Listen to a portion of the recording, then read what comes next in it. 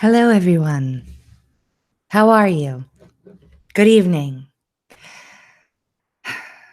I spent a good amount of time putting together a timeline of all of the events that have happened over the past couple years, and I am going to detail this timeline right now. It has spelling errors, it has some bad punctuation. It's on the screen. There is a link in the description box should you wish to follow along as we read and go through this. But I'd like to make this as basic and straightforward as possible so that we can share this with people who don't believe it or don't understand what happened. And it can be sort of a nice summary with dates. And I'm going to keep glancing at the chat, hello everybody, to make sure that I'm not screeching like last time. And off we go. So I just wanted to start out the timeline with the basic information about Carter Page. So Carter Page started working with the FBI to catch those Russian spies back in 2013. In 2015, on the 26th of January, they charged those Russian spies that Carter Page helped to catch. Just to get that out of the way. So Carter Page, Trump campaign, FISA warrant recipient, was working with the FBI to try to catch real Russian spies. In 2015, they were charged. He started working with them in 2013. I just also wanted to point out another thing. In February, on the 22nd of 2015, John Podesta sent that WikiLeaks email where he said we were going to make an example. He's okay with making an example out of a leaker, even if there's no good cause for one. And as you can see, I put all of the links to everything in the source column in D.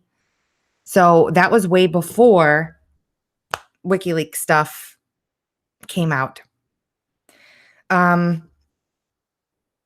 March 1st, 2015, Obama said that he found out about Hillary Clinton's emails on a private server from the media. He states that he learned about the server from the media, but in WikiLeaks, there are emails amongst all of them that basically show that that's not true. And we learned that Obama also used a pseudonym in his emails with Clinton, so he's guilty as well, which kind of explains all of the worry about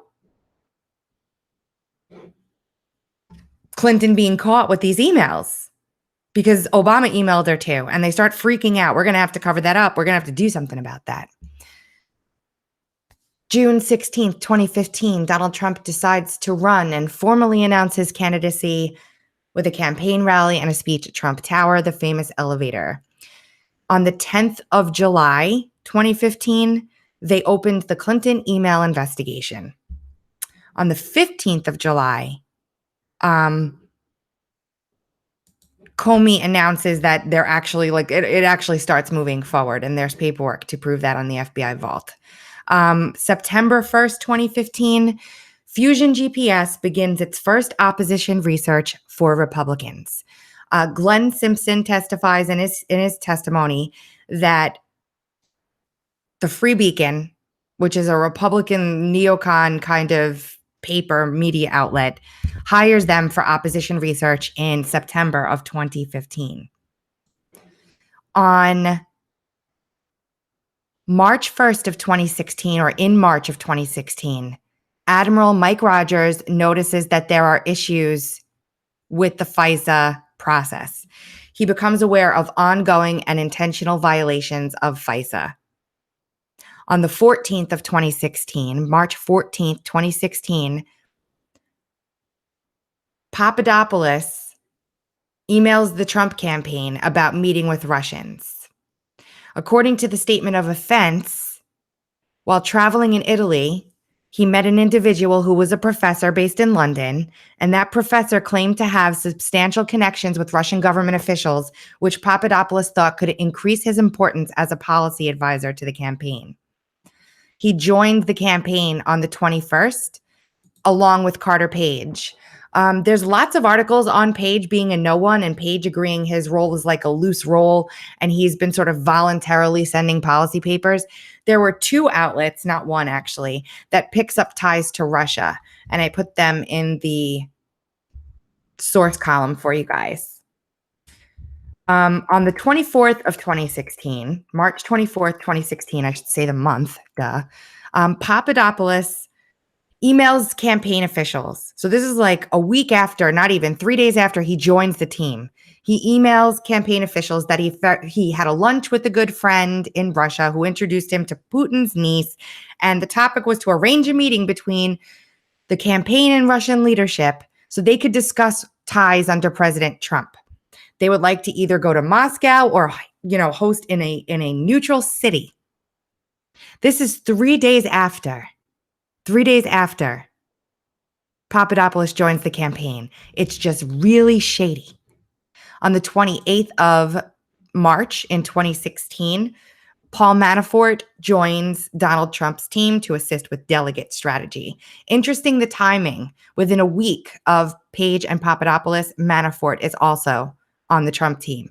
On the 31st of March 2016, Papadopoulos emails the campaign emails a foreign contact he has, and he says he's reintroducing himself and he's noting that he was Donald Trump's advisor. And this is all in the affidavit that Papadopoulos, from his charges when he was charged.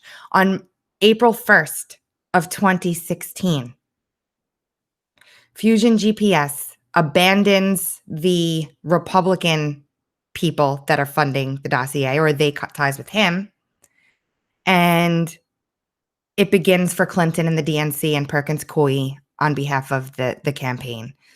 On the 5th of April in 2016, Peter Strzok, who's in charge of the Hillary Clinton email investigation, interviews Huma Abedin in regards to the investigation. On the 9th, Strzok interviews Cheryl Mills. So on the 1st, Fusion GPS starts working with the DNC. On the 5th, Strzok is interviewing Abedin. On the 9th, he's interviewing Cheryl Mills. On the 10th of April 2016, Papadopoulos sends another email off to his foreign contact number 3, and he's reintroducing himself and noting again that he was his advisor. Another email. On the 11th, Papadopoulos sends an email or receives an email from contact 3 saying that she was, quote, now back in St. Petersburg, but would be very pleased to support your initiatives between our 2 countries. And of course, I would be very pleased to meet you again. This is a Russian he's talking to. This is a Russian. On the 12th of April in 2016, that same contact in Russia writes to Papadopoulos and says, as mentioned, we are all very excited by the possibility of a good relationship with Mr. Trump. The Russian Federation would love to welcome him once his candidature would be officially announced. Does that make any sense to you guys? Think about it. Why is this not even 3 or 4 weeks into the campaign? Papadopoulos, sending emails out to Russians already. This 30-year-old who the media, by the way, reports as not having any foreign policy experience whatsoever and listing the global, League of Nations, mock League of Nations on his resume.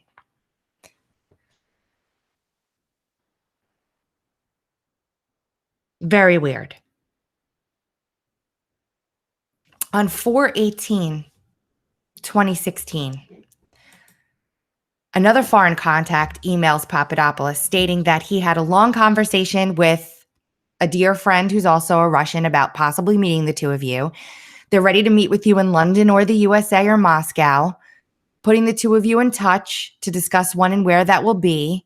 And then in subsequent emails between Papadopoulos and that contact, foreign contact 2 represented himself as a Russian national with access to Russian government officials. Papadopoulos makes me sick because it's so obvious. On the 19th of April, 2016, the wife of Glenn Simpson, Mary Jacoby, visits the White House. This is the same time, basically, that Fusion's hired by the DNC and Clinton to begin doing the research.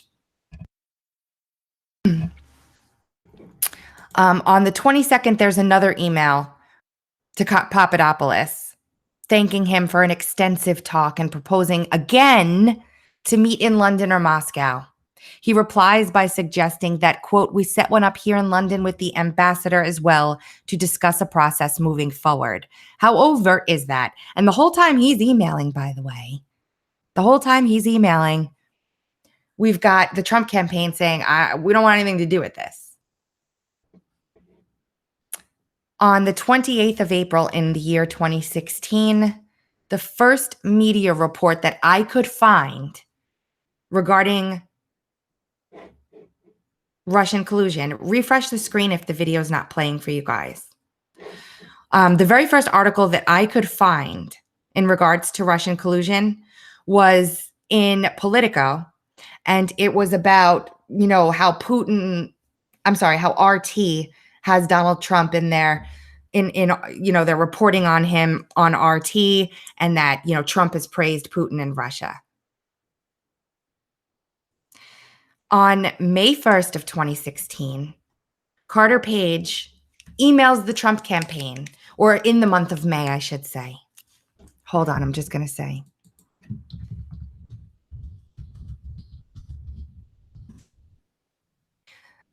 In May of 2016, Carter Page emails the Trump campaign to ask them permission to go to Russia on his trip to Russia. And they write back and say, as long as you're not affiliated with the campaign when you go, that's fine. And he goes.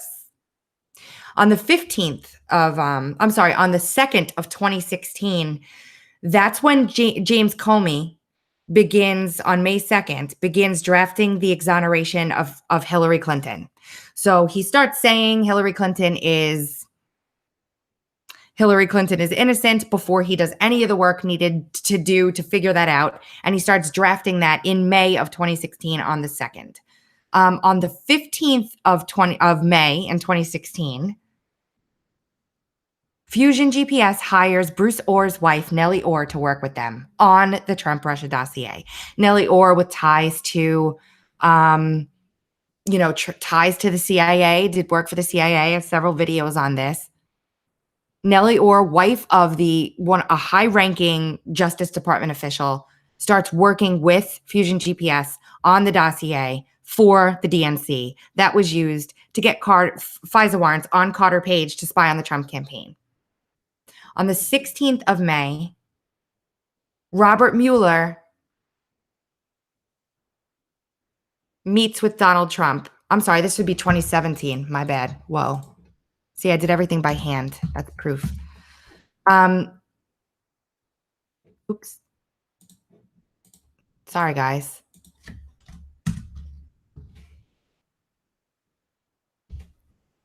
On May 19th, 2016, Paul Manafort was named campaign chairman. He was hired in March, but he was named campaign chairman in May, and Lewandowski was still on the staff, but he was demoted. So Manafort takes over the campaign in May of 2016. On the 23rd of May, Nellie Orr gets her ham radio license. So basically, Manafort takes over the Trump campaign. Nellie Orr gets her ham radio license. Carter Page is going off to Russia, etc. On the 25th of May in 2016, they convicted the spies that Carter Page helped to catch. They convicted them in court. Evgeny Buryakov was convicted by Preet Bharara and John P. Carlin, who was the assistant attorney general at the time.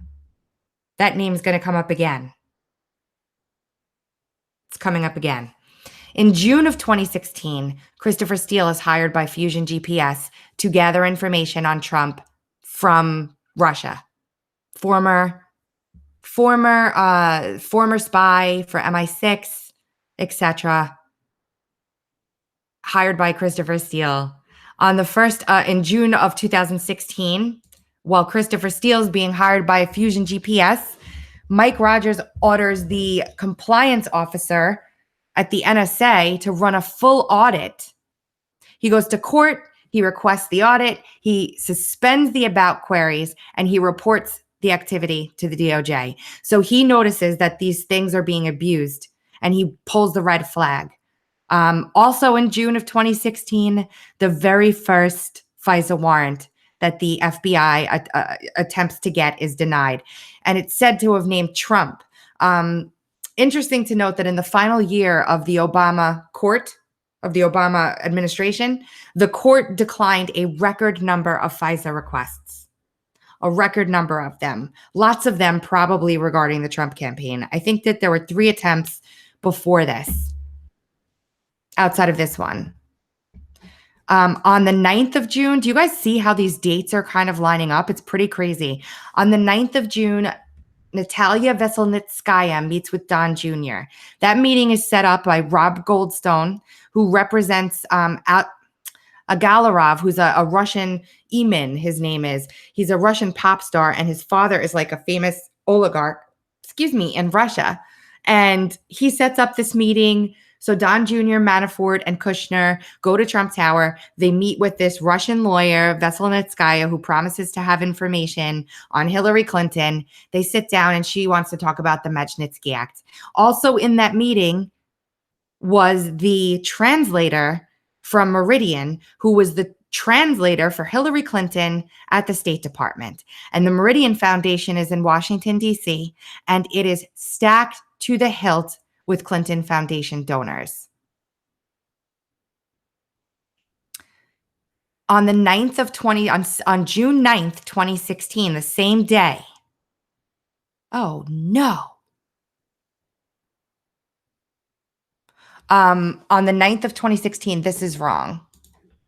This is supposed to be in another field. On the 9th of 2016, on the June 9th, 2016, British intelligence passes data to US on Donald Trump. So British intelligence, now the media all reports on this like it's a big deal, like Trump has something to do with Russia, because they don't know that we're working with the quote NSA over in London or England, and they're sending information that they're using. They're spying. They don't have to follow our rules. They're spying. They're sending the information over. On the 12th of June in 2016, Assange announces publicly for the first time that they have information on Hillary Clinton. Keep these dates. Now we start getting really into the thick of things, okay? Because as soon as he starts talking about the fact that they've got the info on Clinton, he says he's got further info on Clinton using a private email server for communications. As soon as he does that, on the 14th, not even 2 days later, basically 2 days later, the DNC releases the statement about the fact that they've been hacked. They say that they've been hacked and that the hacker stole opposition research on Trump. Pretty interesting timing. So 2 days after Assange says, yeah, I've got the goods on Hillary Clinton, the DNC releases a statement that they've been hacked. On the 14th, also, CrowdStrike releases their report about the malware that they found. CrowdStrike, funded by Google, working for the DNC, announces that they found malware on the servers, and it was Russian malware. On the 14th of June, 2016, happy Valentine's Day. On the 14th of June, 2016, the DNC releases a statement that they've been hacked. On the 15th of June in 2016, Guccifer 2 suddenly appears out of nowhere. Guccifer 2, I've done a ton of research on him, lots of videos on him. CrowdStrike creation, Guccifer 2 appears. And then on the 20th of June, Corey Lewandowski is replaced completely as campaign manager for Donald Trump. So let's just stop for a second. The Veselnitskaya meeting with Don Jr. was on the 9th. Assange announces on the 12th that they have got information on Clinton. On the 14th, the DNC says, oop, we were hacked. CrowdStrike releases a report saying there's malware. We'll never let anybody look at the server. Guccifer 2 appears on the 15th. And the 20th, Lewandowski leaves.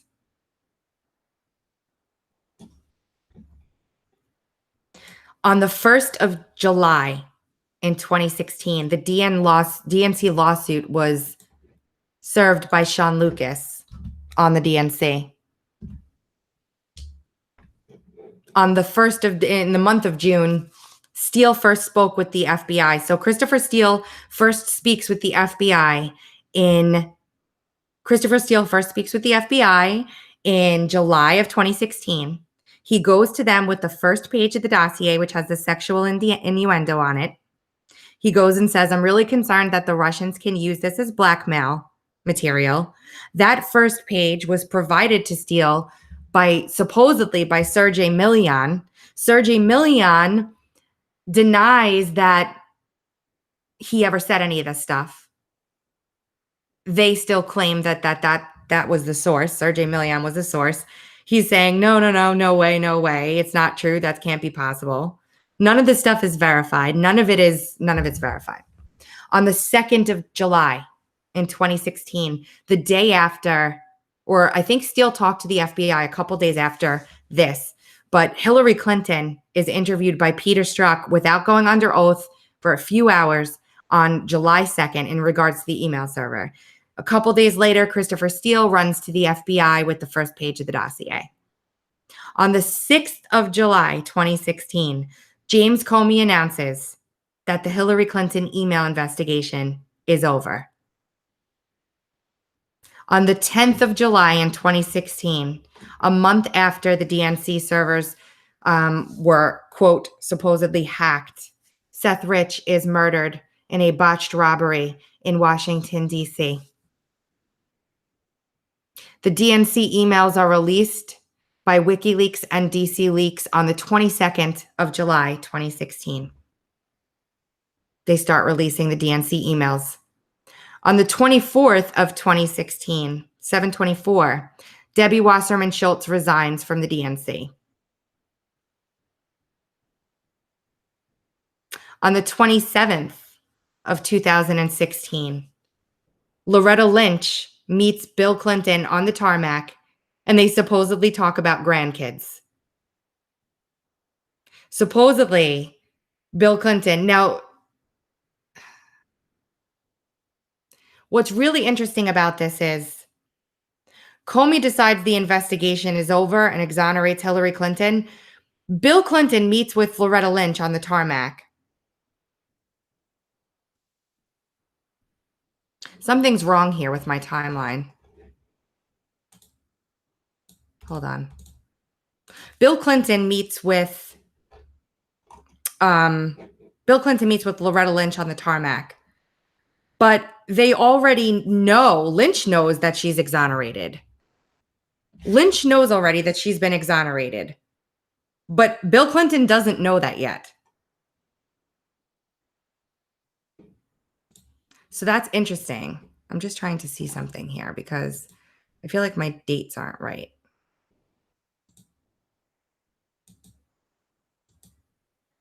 That's not what I wanted to do. Hold on. I'm going to do something else. Excuse me for a second. Sorry. This is like one of the downfalls of going live. I can't pause it. So Lynch knows already that Clinton's been exonerated. Bill Clinton still meets with her on the tarmac. Why was that not communicated to the Clintons if they're all in on it? That's my question. I'm just going to go to another copy until I can fix this one.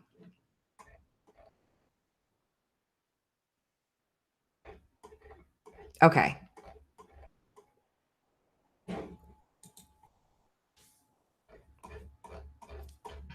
Now,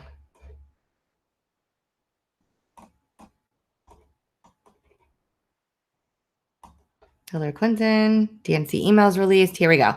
Sorry about that, guys.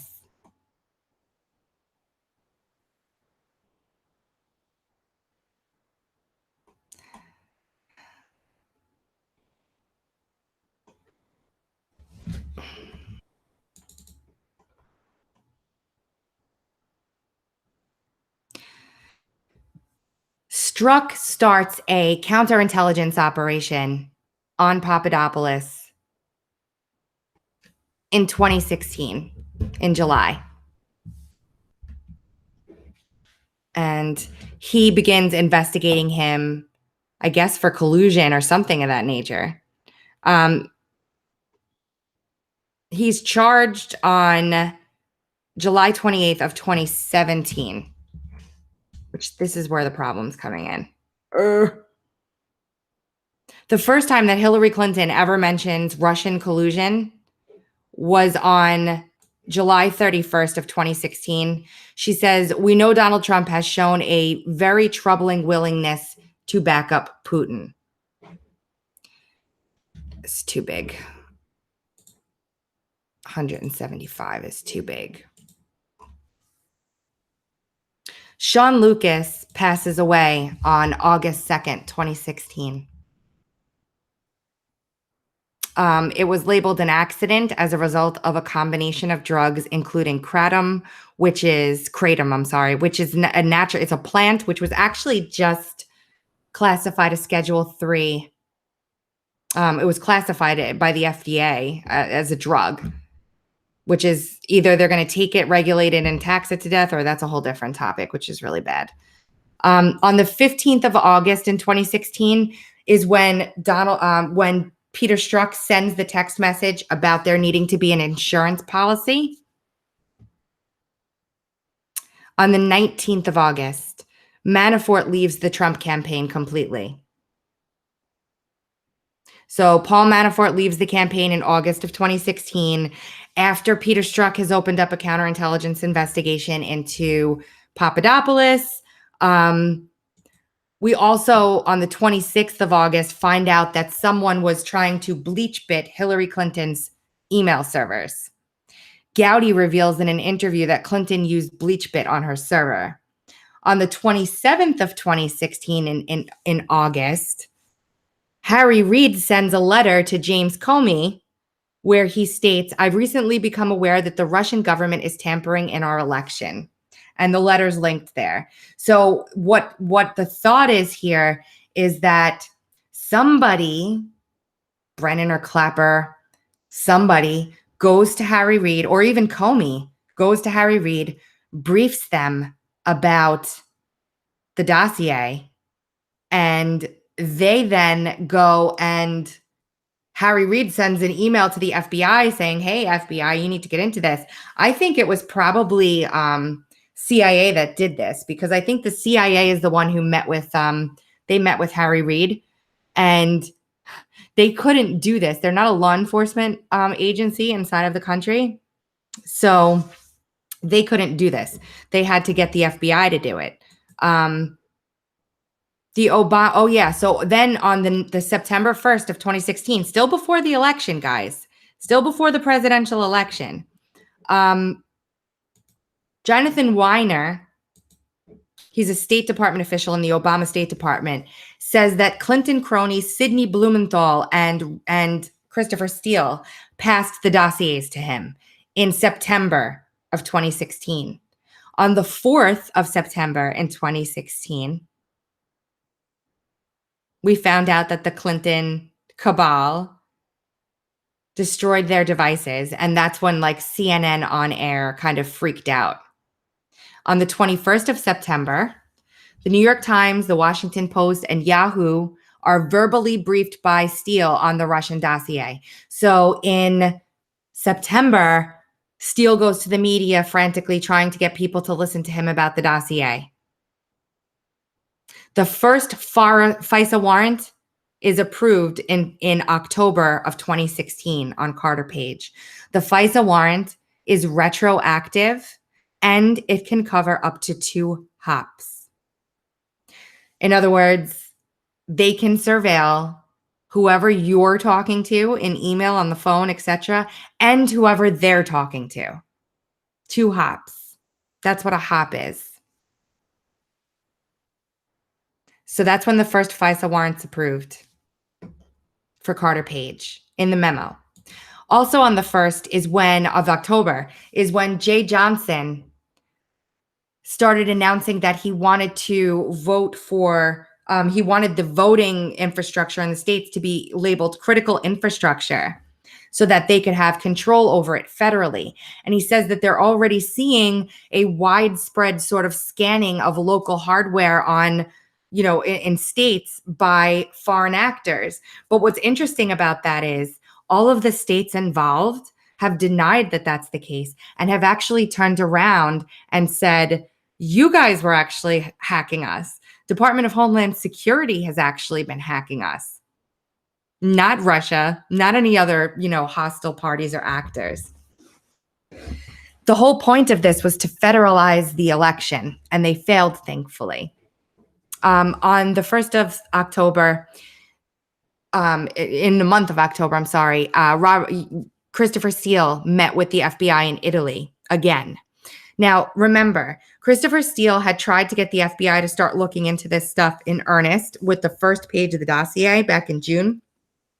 And when he's consistently ignored over and over again, he gets angry and he starts meeting with the FBI and he starts thinking that the FBI is somehow in, Trump's pocket. So he goes to his friend Bruce Orr, who happened to be working with Nellie Orr, who happens to be married to Nellie Orr, who happens to be working on the Steele dossier.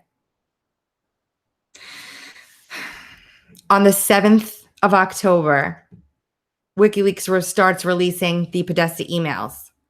And then on the 8th of October, the Billy Bush tape is released. On the 9th of October, WikiLeaks offers a reward for the death of Seth Rich. On the 15th of October, this is all 2016, the FBI meets with Fusion GPS contractor Steele and then offers to pay him for more Russian dossier material. So that's where the payments start coming in. On the 20th of October in 2016, now this is still before the election, Admiral Rogers receives his first briefing from the audit that he had requested when he started realizing that there was something horribly wrong. And on the 26th, John P. Carlin, you remember that name? John P. Carlin was the one who had been involved in the case with Carter Page with those two Russians. John P. Carlin is now in October of 2016 in the Obama Department of Justice in national security. He decides he's going to ask for an audit also. So after Rogers gets his first briefing, Carlin decides that he wants an audit too, to basically cover their butt. Okay. So basically, they realize they might be in trouble because Rogers is getting all this information. He knows something's up. He realizes it. So they, to cover their own butts and make themselves look good, also ask for a review and an audit. On the 28th of October, Comey sends letter to congressional leaders telling them that they're reopening the Clinton email investigation. And this is because they find Weiner's laptop and that whole nonsense that the NYPD was involved in and everything. They find tons of information on Weiner's laptop that belongs to Huma Abedin that shouldn't be there. And for months before this, they're prodding the FBI to do something. They're being ignored and ignored and ignored. I can't say that word 3 times fast. Ignored. Finally, Comey decides, yes, we're going to reopen this investigation.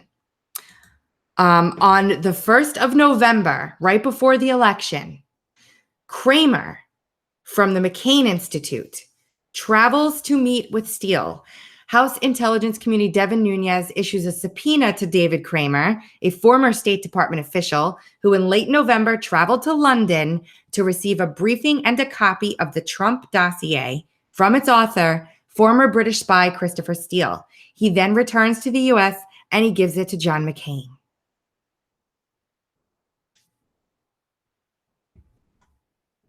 On the 7th, after the election, Trump wins.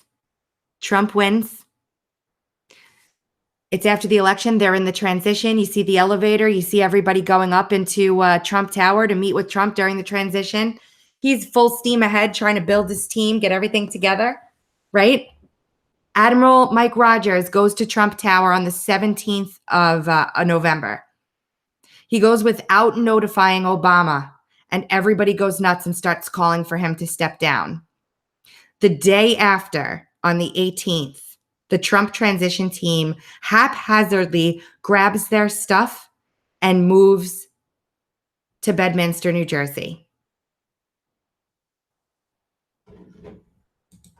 On the 30th of November, Preet Bharara, who was also in charge of the investigation that Carter Page was working with the FBI on, meets with Trump at Trump Tower, and he is asked to stay on board. And Preet Bharara says, yeah, sure. He's from New York. And he has ties to Uranium One and Previzin investigating. On December 1st of 2016, McCain gives information to the FBI about the dossier. So McCain pipes up.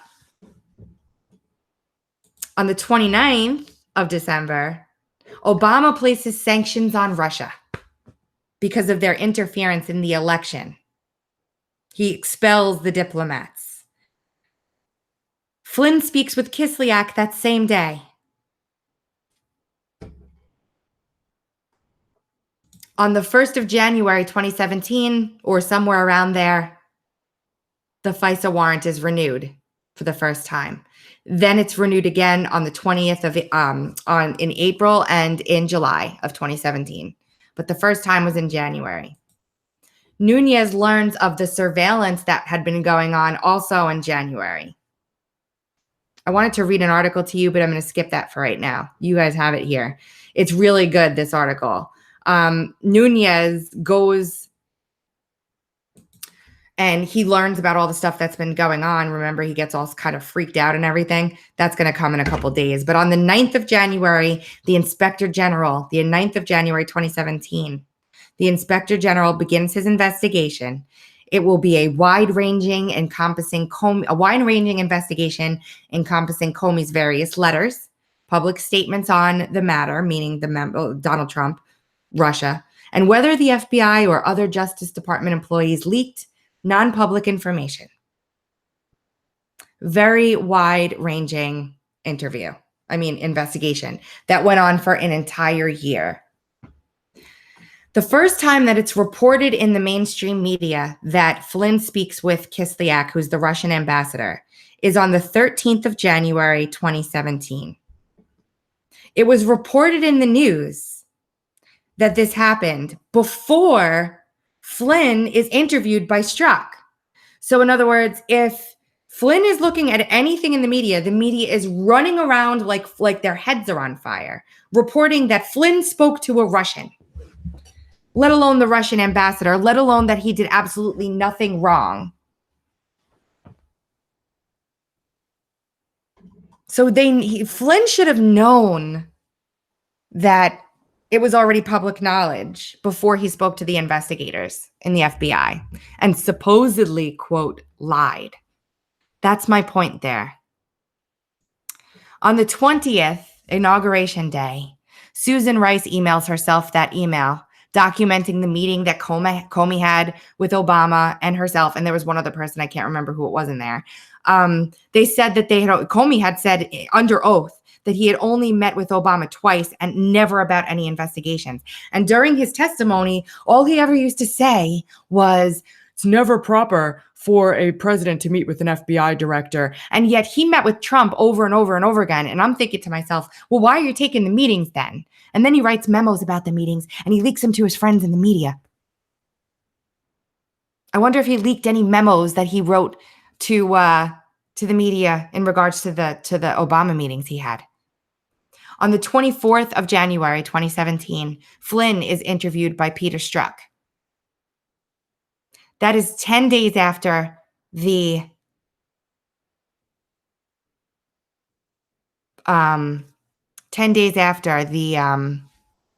media reports that he's met with Kislyak.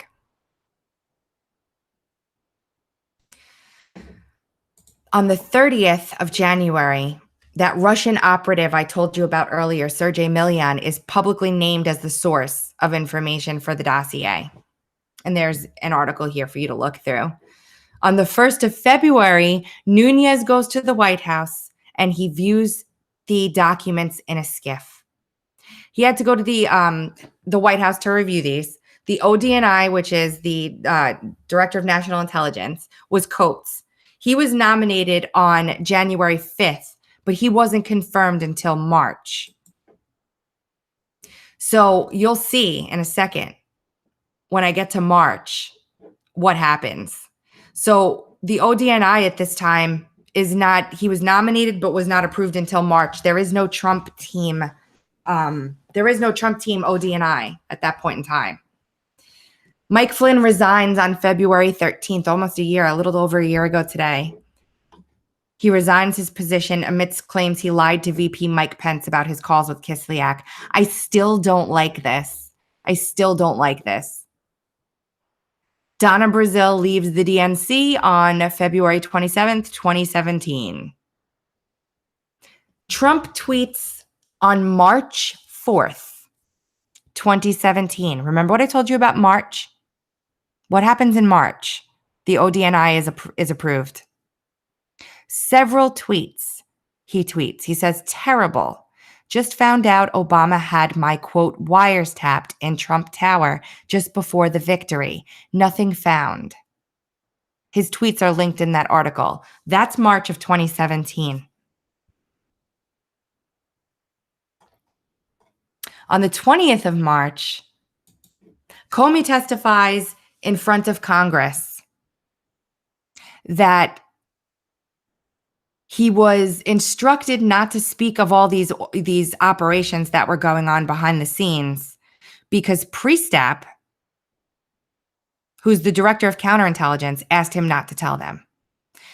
There is a practice that Congress is supposed to be notified, or the intelligence committees are supposed to be notified so they can do oversight on this stuff. They just hid it. They hid it. And the Conservative Treehouse has some great articles, and you'll see them in here a lot. Nunes holds a press conference on the 22nd of March after he exits the skiff. And he says he's been provided intelligence reports that were brought to him by unnamed sources that include, quote, significant information about the president-elect and his transition team. So he's brought all the information about the spying in March after Trump tweets about being spied on. After. April 1st, the 99-page, quote, memo, which was actually the findings from the FISA court audit investigation that Mike Rogers had it requested, are released. They are available on the internet even way back in 2017. There was a lot of controversy surrounding this 99-pager. You guys might remember. And in there, it basically says, yeah, there sure was abuse. Some of it was human error, but a lot of it was being done completely on purpose. 702 abuse. 702 abuses. Comey's fired on May 9th of 2017, about a month and a half later. The special counsel is appointed on the 17th of May in 2017. Coincidentally, a day after he had met with Donald Trump at the White House, CNN reports he met with him so that he could become FBI director. That's impossible because he had already gotten a special extension from Congress to be FBI director again after 9/11. No way. John Brennan starts testifying in front of the House on the 23rd of May in 2017. I have a link here to a tweet where Gowdy's questioning him. He's saying that he was completely unaware about the Steele dossier this entire time. He says it. He was completely unaware, had no idea what was going on. And you can tell Trey Gowdy is asking the questions because he knows the answers already. He knows the answers. He's questioning him like intently, and he knows that he knows the answers. Brennan lies to his face. It's clear as day that he's lying. Clear as day. And then he goes to the House again. Oh, no, I have that twice. My bad. He was the former CIA director. So I think Brennan is the one who goes to Reid and says, by the way, guys, We've got this Trump-Russia collusion going on. Reid gets pissed off, sends a letter to Comey. That wraps in the FBI because the CIA can't do anything about it. Quote, they're not even supposed to be doing that. We learn about the second dossier in June of 2017. Steele fed information to Cody Shearer, who's connected to Sid Blumenthal. Sid Blumenthal is as Dan Bongino says, Clinton consigliere, really giving, he's all tied up in Libya. That's a lot of stuff going on in Libya with him. He has every intention of Libya falling so he can get rich with his friends. He's the one who's feeding intelligences to Hillary Clinton when she's Secretary of State. Barack Obama wouldn't even allow him a place on the cabinet or anywhere because he was so horrible. So Hillary Clinton, what does she do? She sends state secrets over anyway. On the 14th of June in 2017, Wiseman and other team members are chosen for this Mueller special counsel. On the 24th of 2017, in June, Mary Jacoby, who's the wife of Fusion GPS founder Glenn Simpson, states on Facebook that her husband is responsible for all of the stuff that's going on with Russia. She posts, quote, "It's come to my attention that some people still don't realize what Glenn's role is and was in exposing Putin's control of Donald Trump. Let's be clear. Glenn conducted the investigation. Glenn hired Chris Steele. Chris Steele worked for Glenn." Thanks for the super chats, guys. You guys are amazing. So basically, Mary Jacoby, whether through sheer idiocy or because she's just that, I mean, I have no idea what would possess her to do something like this. Does she really not know that her husband is now wrapped up in the biggest conspiracy in the history of the country, if not the, like, she's basically saying, hey, come arrest my husband. Come charge my husband. He's guilty on Facebook. What is she doing? What is she trying to accomplish with that?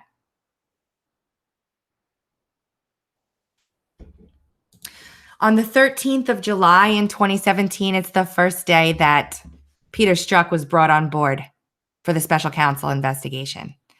On the 27th in July of 2017, Imran Awan is arrested for bank fraud. I don't know how we are supposed to keep track of all this stuff.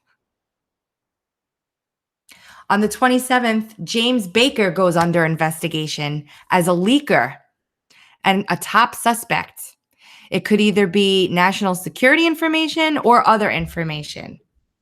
James Baker, top FBI lawyer, allegedly under investigation for leaking. On the 28th, Donald Trump fires Reince Priebus. Also on the 28th. Oh, that's wrong. I got to take that out. No, I'm wrong. On the 28th, also, John Kelly takes over. My bad. I thought that was wrong. On August 1st, 2017, Christopher Wray gets confirmed as director of the FBI. On August 7th of 2017, we first learned that Loretta Lynch is using an alias, Elizabeth Carlisle, in her emails to talk about Clinton. On the 7th of August, 2017, audio of Cy Hirsch surfaces, confirming that Seth Rich was the leaker. Says he's got a source inside the FBI, tells him that Seth Rich was the one who leaked the information to WikiLeaks. On the 16th of August, around the 16th of August, we learned that Strzok was demoted, but Strzok was actually demoted at the end of July. We learned it in August. It happened in July. And ABC News doesn't report that he was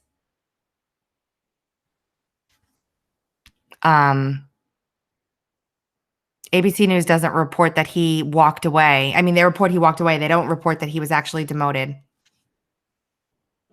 On the 22nd of August, Glenn Simpson testifies in front of the Senate. And then we have nothing all the way up until October of 2017 that I know of,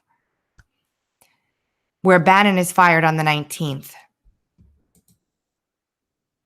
And on the 26th of October 2017, Hillary Clinton denies that she had anything to do or knew about the dossier. She had no idea about it. On the 28th of October, the Washington Free Beacon comes out publicly and confirms that it was them who purchased the conservative portion of the opposition research from Fusion GPS. We learn on the 31st of October that Roger Stone was very involved in recommending that Manafort have a position on the campaign. And he had a big role in it. Trump tweets about Papadopoulos also on this day, which is super interesting to me. Because he says this, quote, "Few people knew the young, low-level volunteer named George, who has already proven to be a liar. Check the Dems."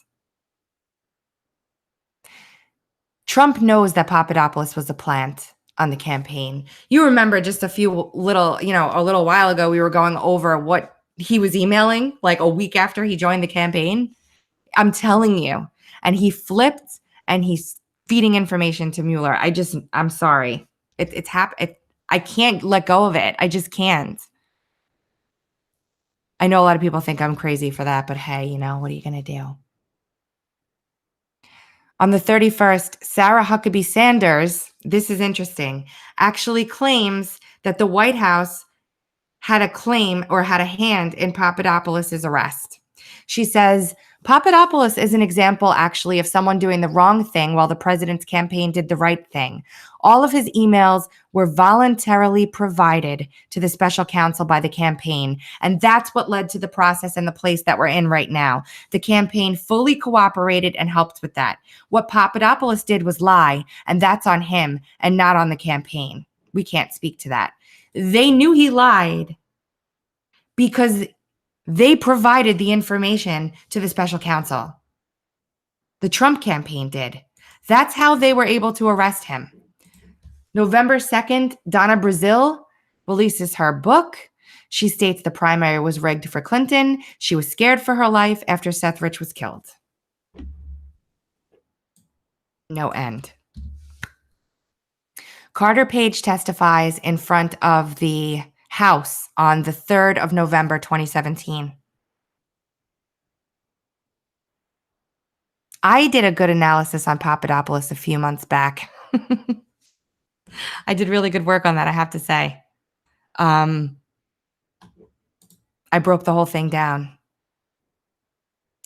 Glenn Simpson testifies in front of the Senate on the 14th of November, 2017.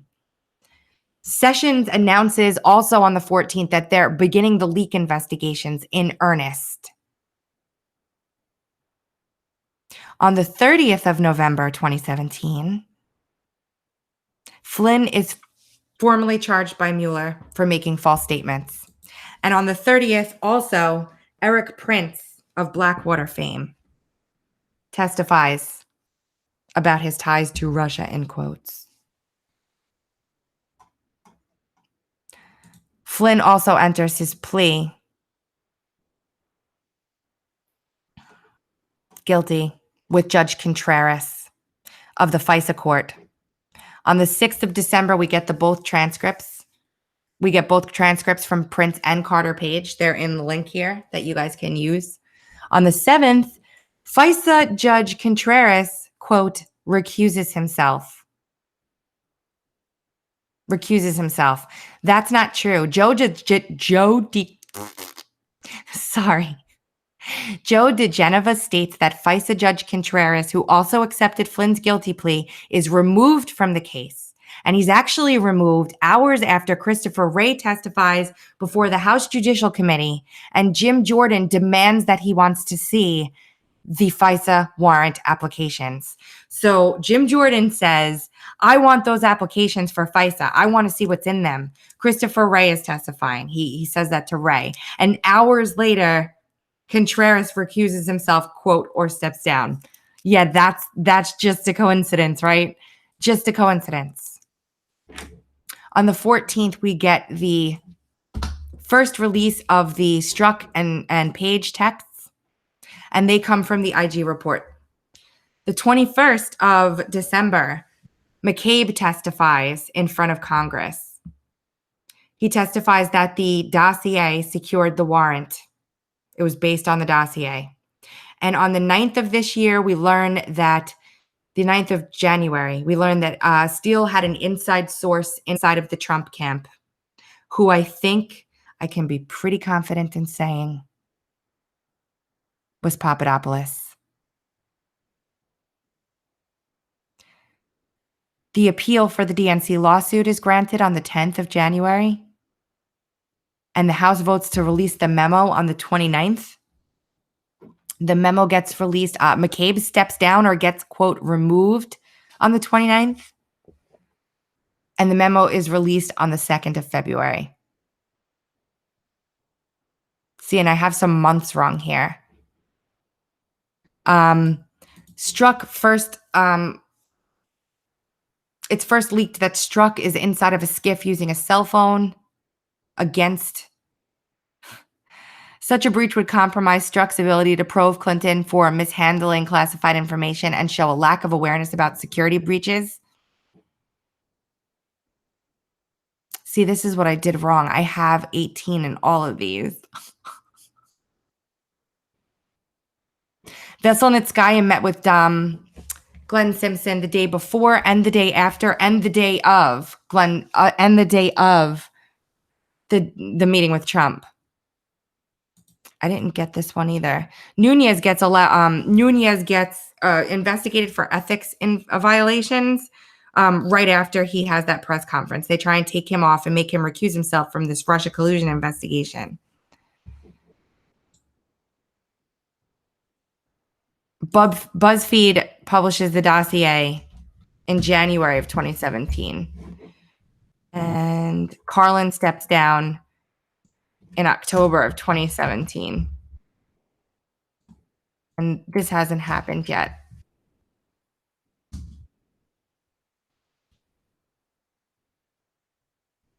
And that's it. That's what I got for you.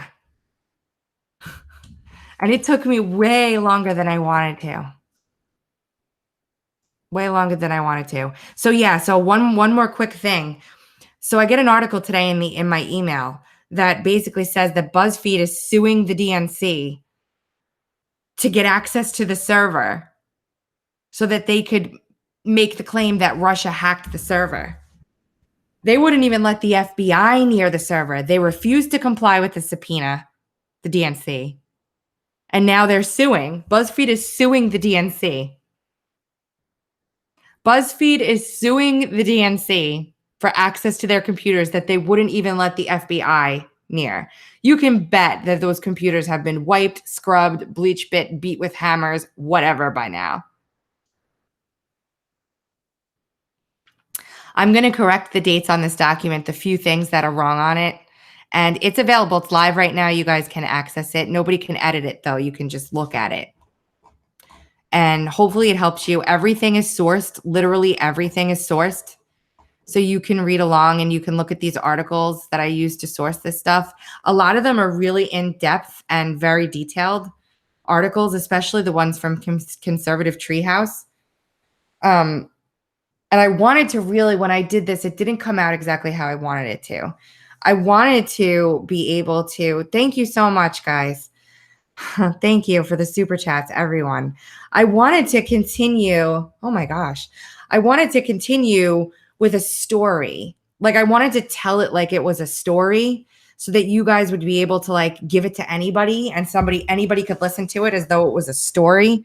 It didn't work that way. And I'll probably end up doing it over, but I tried. That's all I can do. You guys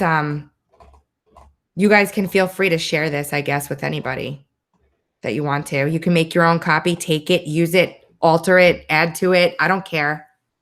Whatever you guys want to do, it's all yours in the description box below. Do what you like. And I guess that's it. But I was really glad to get a live stream done without anybody bothering it. And I love you guys very much. And thank you for your super chats. Thank you to Topaz and thank you to Jamie and to the other folks that had given to me earlier. You guys are very kind. If you appreciate the work I do and you would like to become part of my patron family, you can find me on Patreon at www.patreon.com/TracyBeans with a Z. You can also find me on PayPal if you so desire, tracybeans@aol.com in the description box below. Follow me on Twitter and Gab at Tracy Beans, TracyBeanz. And I'm sorry that I had a couple of days off there. They weren't days off. They were just days that I couldn't sit here and do a video because I was busy doing stuff for the March and this research. So I apologize. A lot of people reached out to me and said that they couldn't get in touch with me or didn't see a video, so they were worried. How blessed am I that you guys even care? That's first of all. Second of all, thank you. Have a fantastic evening. I hope this is helpful. I will fix the spreadsheet up ASAP, and you'll see it when it's done. I'll post it on my Twitter. Have a great day, guys. I'll talk to you soon. Oh, happy Valentine's Day, too. Bye.